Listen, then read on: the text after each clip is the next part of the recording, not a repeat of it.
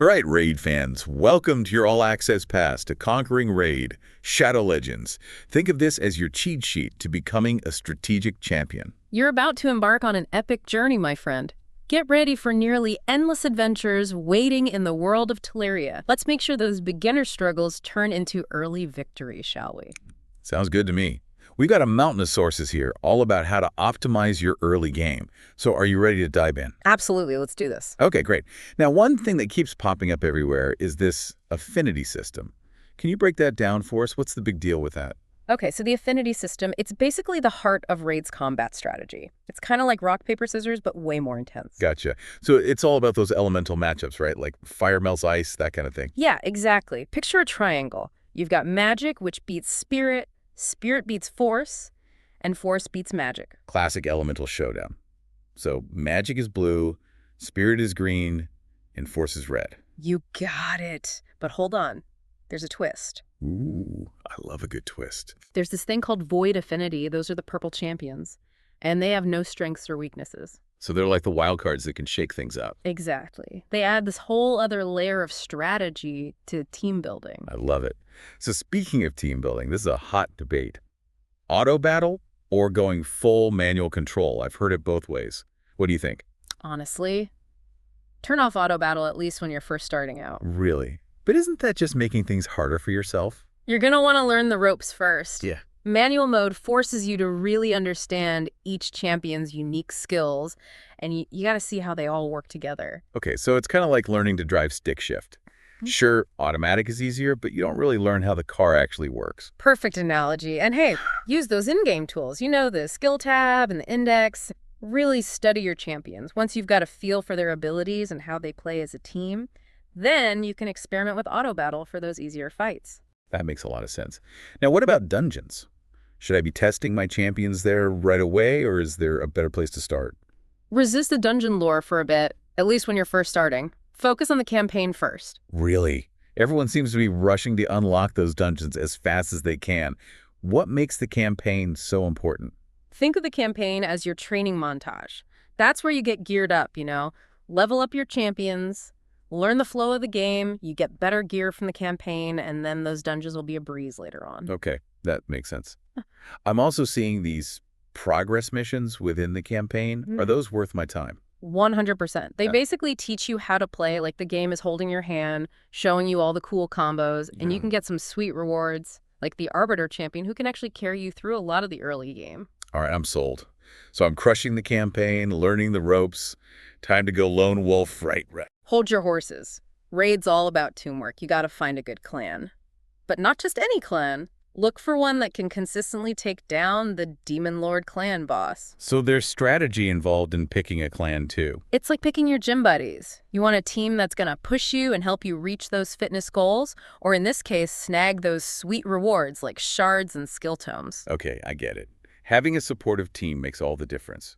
Now, I love getting that 3-star victory screen in the campaign, but do those stars actually matter beyond looking cool? Oh, they matter. They're more than just bragging rights. They unlock better rewards and boost your overall campaign star count, which can lead to even more goodies. So it's worth going back and perfecting those missions, not just rushing through. You got it. Now let's talk long-term thinking. The gem mine. Ooh, yeah. Everyone's always hyping the gem mine. What's the deal with that? Why is it such a big deal? It's like investing in a gold mine that keeps paying you. It's a little pricey to unlock at first, but it provides a passive income of gems even when you're not playing. Passive income? Now you're talking my language. So it's like my champions are working for me even when I'm sleeping. Precisely. Okay, now I know you're starting to get a bunch of gear, so let's talk about the best way to equip all that loot. Perfect, because that gear screen is starting to get a little intimidating. What am I even looking for here? You gotta focus on those set bonuses. Raid's gear system is all about equipping full artifact sets. So it's not just about grabbing the shiniest sword. I have to find the matching shield and helmet to get the full power up. You're catching on quickly. Yeah. And different sets, well, they give you different bonuses. Some sets might make your tank champions extra tough with HP boosts, while others might give your weaker champions lifesteal to keep them alive longer. This is starting to feel like a real team-building exercise. Any tips for upgrading gear? Upgrade often, but here's a little trick. Stop at around plus 12 upgrades early on. You'll find better gear as you progress. So, save those resources for later. Okay, so be strategic with upgrades. Don't just max everything out right away. What about champions? Should I be trying to pull for all the best ones? Before you go spending all your hard-earned resources on champion summons, check the campaign loot screens. Certain chapters actually reward you with specific champions just for completing them. Wait, seriously? So I could be grinding for a champion that I could just get by playing the campaign? You never know what treasures you might find along the way. So yeah, always check those loot screens. Okay, so let's say you've got your dream team assembled. They're decked out in those sweet matching gear sets. Now it's time to sacrifice those extra champions to rank up my favorites, right? That's what I was thinking. Isn't a higher rank always better? Not so fast. Ranking up is important, but don't be too hasty, especially early on. Think of those extra champions as your training squad. So I should use them to level up my chosen champions in the tavern instead of sacrificing them right away. Yeah, like they're sparring partners, helping your main team level up faster. Plus, it'll save you those precious skill tomes, which you're going to want to use strategically later on. I'm starting to realize every single thing in this game has a strategic element to it. It's amazing. Right, and that's what makes raids so captivating. It's not just about brute force. It's about planning, optimizing, and understanding how each champion brings something unique to the table. Okay, now let's talk stats. Those screens can be pretty intimidating. How do I even know where to begin? It's all about understanding what each stat does and how it affects your champion's performance in battle. That makes sense. So it's not just about boosting every stat to the max. It's about understanding their strengths, right? Exactly. Like, if you have a champion who's all about landing debuffs on enemies, you'll want to prioritize accuracy. Make sure those debuffs actually stick. Okay, like making sure my archer actually hits the bullseye and isn't just shooting arrows randomly. Perfect example. Or let's say you have a heavy hitter who's all about dealing massive damage. You're going to want to aim for 100% critical rate.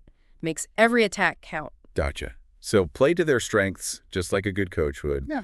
This making those stat screens way less scary. Now, we've covered a ton of do's so far. What about the don'ts? Ah, yes. Let's talk about those classic beginner traps to avoid. Okay, so first up on the don't list, stressing over your starter champion. Oh my gosh, yes. I remember agonizing over that decision. It felt like the weight of the world was on my shoulders. What makes it less crucial than it seems, though? Here's the thing. You can actually get all the starter champions later in the game. Wait, what? Seriously? So I'm not locked into my first choice forever? Nope, not at all. So just go with your gut. Pick the champion who looks the coolest, the one whose skills seem the most interesting to you. You know, it's about enjoying the ride, not obsessing over the starting line. That takes so much pressure off. Okay, next up, the G word. Grinding. Is Raid really as grind-heavy as everyone says? Grinding is definitely a part of Raid, no doubt, but it doesn't have to be like this horrible, soul-crushing experience. So how do I approach grinding without wanting to pull my hair out? It's all about perspective. Think of it as an opportunity. You can catch up, level up your champions, and, get those awesome loot drops that everyone's after. One of the best things about raids is that you can replay pretty much any mission as much as you want. So it's not just mindless repetition. There's actually a strategy to it. Exactly. You're not just mindlessly repeating levels. You're farming for power, and you're hunting for those rare items that can really make your team unstoppable. So where should I focus my grinding efforts? Are certain missions better than others? Yeah, for sure. Target the missions that have the rewards you need the most. Maybe you need experience points to level up faster, or maybe you're looking for specific gear for your champions, or even those rare crafting materials. Okay, so grinding with a purpose, a goal in mind. Now I'm starting to get a bunch of duplicate champions. What do I do with those? Are they just taking up space, or is there a smart way to use them? Another common mistake, holding on to those duplicates. Don't be afraid to use them. Take them to the tavern and use them to upgrade your favorite champions. Wow, so these extra champions are like secret weapons in disguise. You got it. Plus, feeding those duplicates to your main champions, it saves you skill tomes and it frees up space in your champion vault. Okay, no more hoarding for me. Yeah. It seems like everything in Raid has a strategic angle, even something as simple as duplicate champions. Absolutely. Don't underestimate the power of those quests either. Quests. I usually just ignore those. They feel like chores. Why are they so important? Think of them like a roadmap. They guide you, they give you a sense of direction, and most importantly, they give you rewards. You complete your daily, weekly, and monthly quests. You even knock out those achievement quests, and you'll be swimming in resources to help you level up your champions, upgrade your gear, and, really start dominating those tougher battles. So they're actually strategically designed to help me progress through the game. Precisely. They're like built-in milestones to keep you motivated and moving forward. I'm starting to look at quests in a whole new light. All right, what about those rare item drops? Those things can be the source of so much frustration. Are they really worth all that effort? Absolutely. Those rare drops, they often hold the most powerful items in the game, like seriously game-changing stuff. The kind of gear that can really take your team to a whole new level. Okay, so it sounds like patience and persistence are key here. You got it. Don't give up. Keep grinding those missions, keep testing your limits, and eventually those elusive drops will be yours. I love that feeling of finally getting that item you've been grinding for. Okay, so with all these champions, factions, and abilities, how do I even start to build a team that actually works? This is where a lot of new players get stuck. My advice, don't overthink it. Really? I thought I needed to constantly be optimizing and chasing what everyone calls the meta, like tweaking my team for every single fight. Any champion can become a powerhouse with the right gear and upgrades. Focus on building a team that you actually enjoy playing, one that matches your style and, helps you achieve those goals. Once you've got a core team you like, invest in them. Okay, so it's all about finding that balance between strategy and fun. Exactly. It's not just about chasing those super powerful champions. It's about finding a team that works for you. I can get behind that. No. So I've got my team, I'm grinding strategically, I'm knocking out those quests. What are some things that people often overlook in the early game, like those little details that can make a big difference?